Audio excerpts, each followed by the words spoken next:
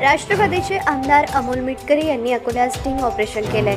अकोल्यातल्या मातानगरात नव्याने स्थापन झालेल्या संत गाडगेबाबा बेघर निवारा केंद्रात आमदार अमोल मिटकरींनी आकस्मिक भेट दिली। रात्री उशिरा अमोल मिटकरी थेट बेघर निवारा केंद्रावर दुचाकीने पोहोचले आणि या बेघर निवारण केंद्रात मोठा घोळ असल्याचा त्यांच्या पाहणीत दिसून आलाय। बेघर निवारा केंद्रातल्या अनेक ज्येष्ठ नागरिकांना येथे मूलभूत सुविधा नसल्याचं मिटकरींच्या पाहणीतून समोर आलंय। अनेकांना वेळेवर औषधांचा पुरवठा होत नाही, जेवणाची पाहिजे तशी व्यवस्था येथे नाही। महिन्याकाठी इथल्या नागरिकांना मिळणाऱ्या 2000 रुपयांचं मानधन देखील त्यांच्यापर्यंत पोहोचत नाही, अशा तक्रारी इथल्या नागरिकांनी आमदार मिटकरींसमोर मांडल्या।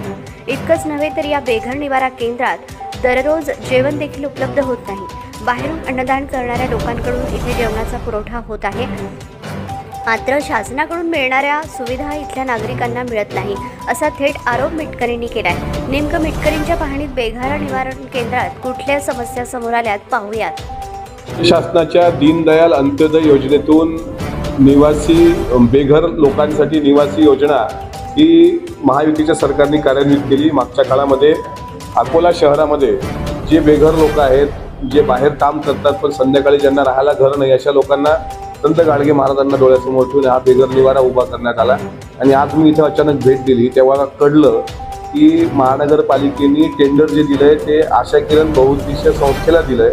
मात्र त्या टेंडरच्या नामावली काय, कोण्या निकषावर त्यांनी सिक्युरिटी गार्ड इथे नेमलाय, कोण्या निकषाच्या अंतर्गत त्यांनी काय केलं याचा कुठेही मास्टर किंवा रजिस्टर उपलब्ध नाही।